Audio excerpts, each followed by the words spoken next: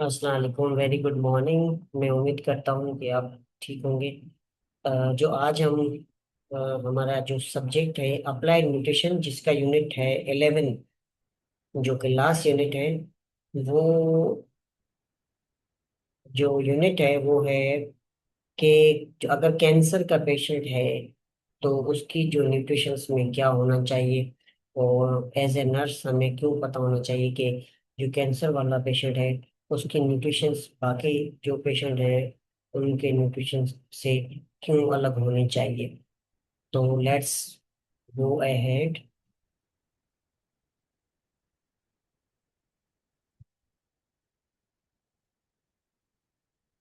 ये हमारे learning objective है। आज हम पहले सीखेंगे व्हाट इज कैंसर और कैंसर की न्यूट्रिशंस।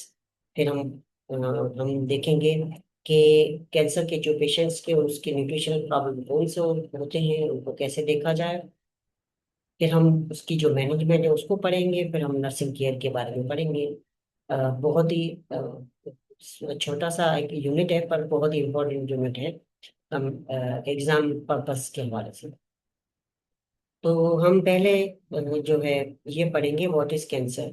तो यहाँ पे आपको कुछ सेल्स नजर आ रहे हैं। ये वाले सेल्स जो है ये हेल्थी है, और यहाँ पे आपको सेल्स देखें, इसमें जो इनकी स्ट्रक्चर है, इनकी जो मॉर्फोलॉजी है उसमें भी बहुत फर्क है।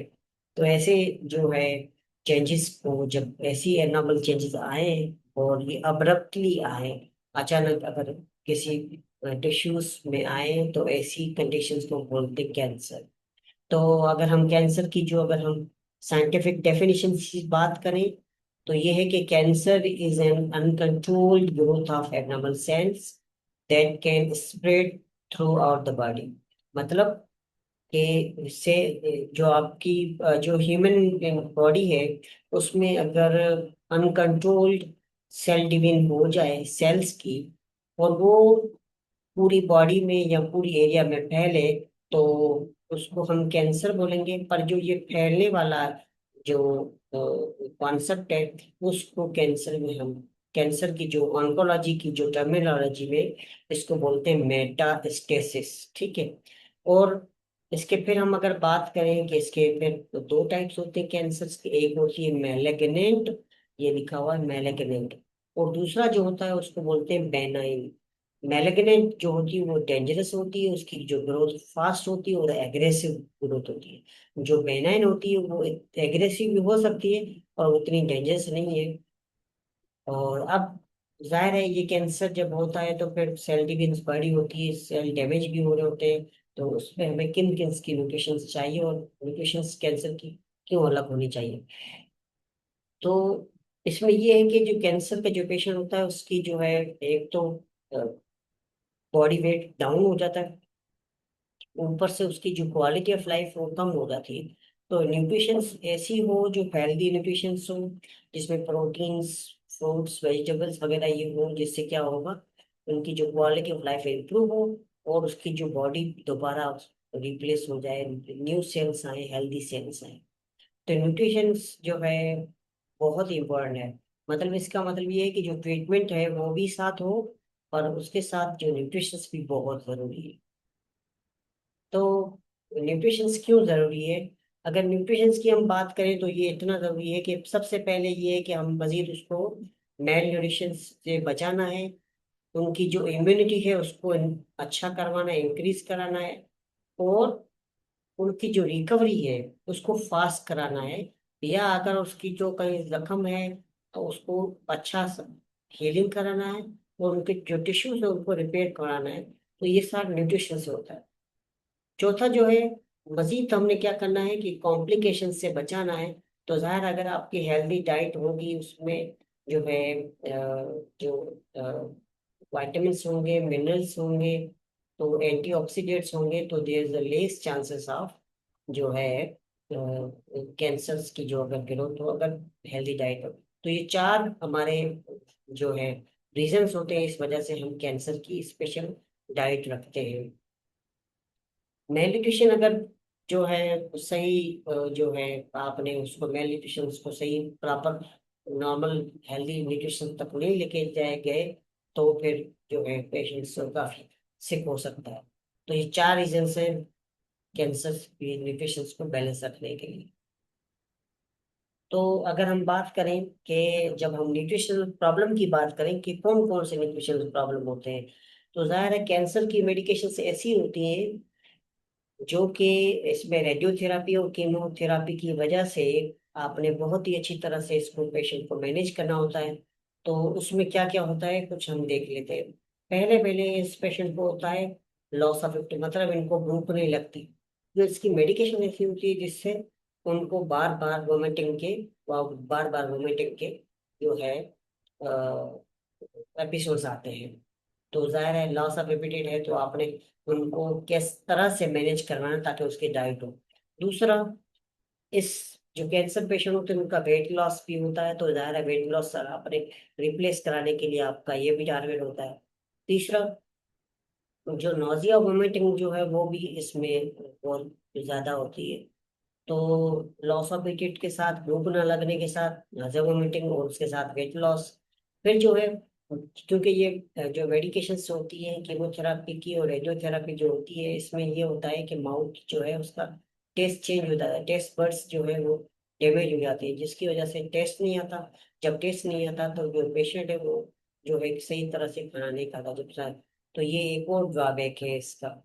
दूसरा, अगर उसको जो प्रॉब्लम है कहीं अगर उसका जीआईटी का कोई इशू है या उसका माउथ का इशू है या उसका इसोफेगस या ट्रेकिया का इशू है या ऐसा कोई भी अगर माउथ का वगैरह कोई इशू है तो जाहिर है उसको डिफिकल्टी होगी सर्वाइवल में। तो एक ये और ड्रॉबैक है कि ये 5 कंडीशंस जो है उसमें हमने बहुत अच्छी तरह से जो है प्रॉब्लम को फेस करके उनको मेडिकेशन को जो मेडिकेशन के साथ प्रॉपर न्यूट्रिशन देनी है। तो अगर हम कॉजेज की बात करें कि जो है कौन कौन से जो कॉजेज जो है वो प्रॉब्लम हो सकते हैं आपके न्यूट्रिशन के प्रॉब्लम। तो पहला पहला ये है कि कैंसर इटसेल्फ जो है एक बड़ा प्रॉब्लम है क्योंकि वो डिजीज इस डिजीज में मजीद मेटाबॉलिज्म खराब होती है और उनकी भूख भी नहीं लगती। दूसरा, कीमोथेरापी जो है जो दवाई लग रही होती है वो जो है हेल्दी सेल्स से उसकी डाइजेशन को भी डिस्टर्ब करते हैं, जो हेल्दी खाना होता है उनको भी डिस्टर्ब करते हैं। तो ये भी जो है एक जो है प्रॉब्लम है। तीसरा है रेडियोथेरापी। रेडियोथेरापी रेज होता है जिससे क्या होता है कि जो लॉस ऑफ एपेटाइट और डाइजेस्टिव फंक्शन जो होते हैं वो अफेक्ट होते हैं जिसकी वजह से भी न्यूट्रिशनल प्रॉब्लम होती है।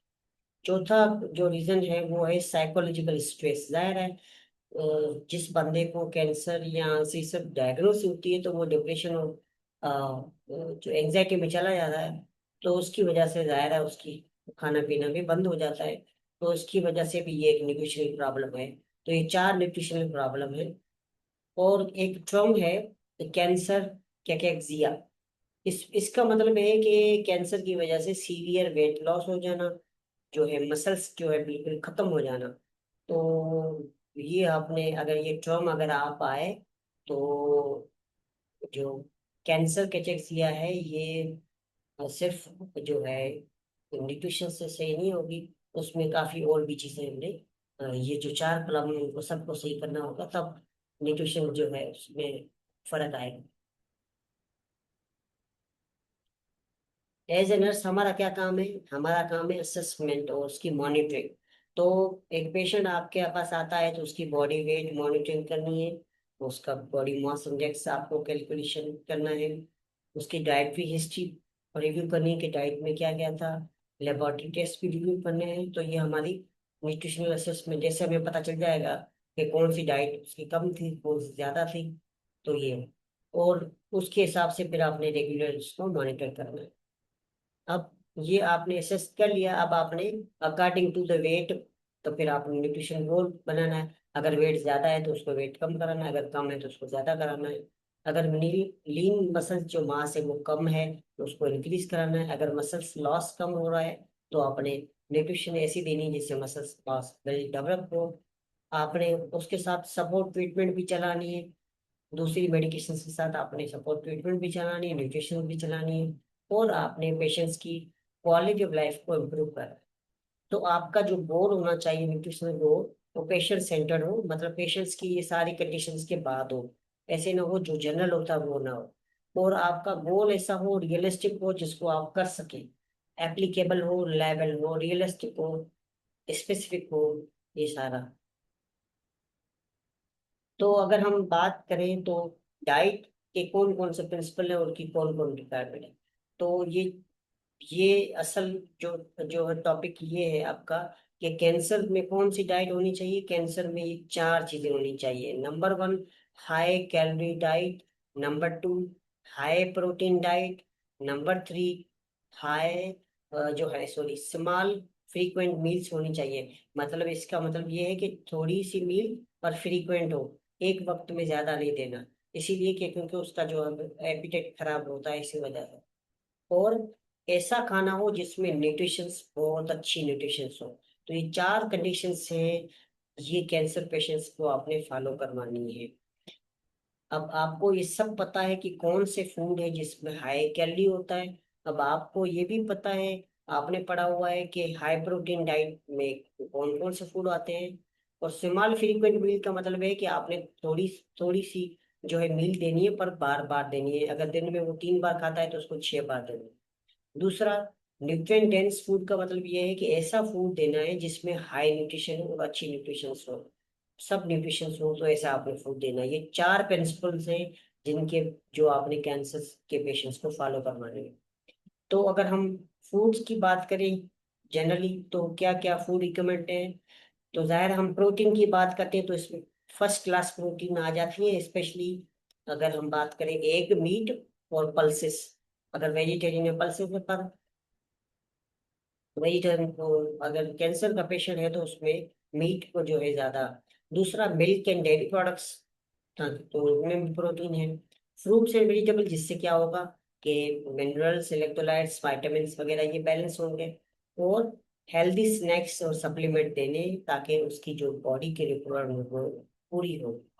अब ये तो हमने बोला कि ये देने हैं। अब कौन कौन सी चीजें हम नहीं देनी है, स्पेशली जो स्पाइसी फूड्स हैं उनको बिल्कुल भी नहीं देना, क्योंकि जो कैंसर वाले पेशेंट होते हैं उनको माउथ सोर्स होते हैं। तो माउथ सोर्स की माउथ सोर्स में जो है में अगर आप स्पाइसी फूड देंगे तो मजीद खराब होगा, तो वो आप वो खाना बिल्कुल नहीं खाए। ऑयली फूड्स भी नहीं देने क्योंकि वो डाइजेस्ट बहुत देर से होते हैं। और तीसरा जो है, ऐसे फूड्स जिसमें स्मेल ज्यादा हो, मतलब ज्यादा फ्रेग्रेंस हो, तो ऐसे फूड नहीं देने क्योंकि इसमें नाजिया की चांसेस हो सकते हैं। तो that was all about our diet.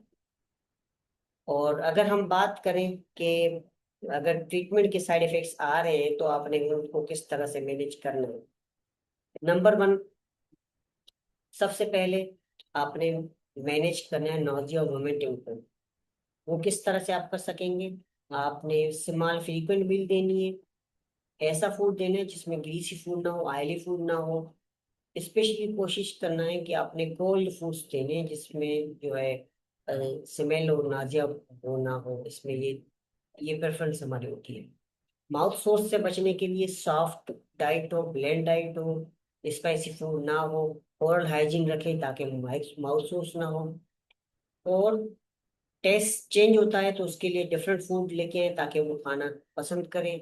और अगर मसाला है तो बिल्कुल कम हो। और फ्लेवर्स जो है, ऐसे फ्लेवर दें जो उनको पसंद हो, वो खाए, तो वैसे फ्लेवर आपने बना के देने। जो मोस्ट इम्पोर्टेंट है सबसे, वो है हाइड्रेशन। तो जितना ज्यादा फ्लूइड इनटेक अच्छा होगा तो उससे डिहाइड्रेशन की चांसेस कम होंगे, बाकी जो बॉडी के फंक्शन है वो सही होंगे।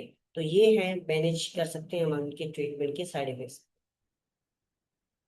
तो अगर हम बात करें कि फीडिंग जो है मेथड्स जो है वो कौन कौन से होते हैं, तो हम इनको जो न्यूट्रिशन देते हैं वो 3 तरह के हो सकते हैं। डिपेंड करता है पेशेंट कहाँ पे है। अगर पेशेंट ओरली ले रहा है तो हम ओरली प्रेफर करेंगे।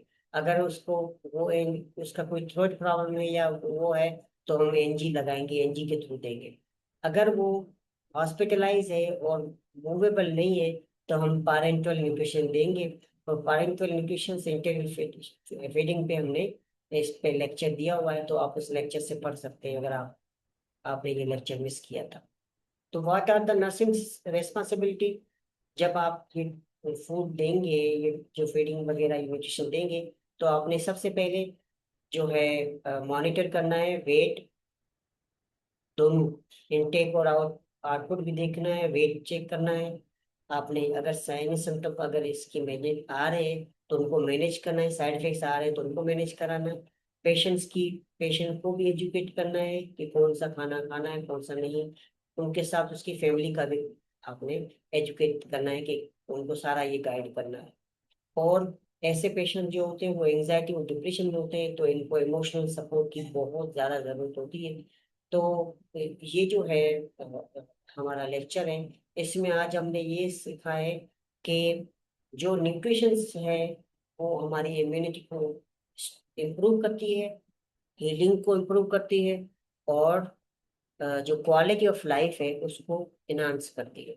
तो इसमें जो नर्स का जो है मेजर रोल है, क्योंकि नर्स जो है एक सपोर्टिव केयर देती है। तो कैंसर केयर में अगर इमोशनल केयर होगा और साइड इफेक्ट्स और सिम्टम्स को अगर आप साथ साथ मैनेज करेंगे, इनटेक आउटपुट का ख्याल रखेंगे, वेट मैनेजमेंट रखेंगे, और पेशेंट के साथ फैमिली की भी अगर आप एजुकेशन करेंगे, तो जो पेशेंट्स की जो हीलिंग है और रिकवरी होगी वो अच्छी होगी। तो that was all about our today session. मैं उम्मीद करता हूँ कि आपको ये लेक्चर पसंद आया होगा। Thank you.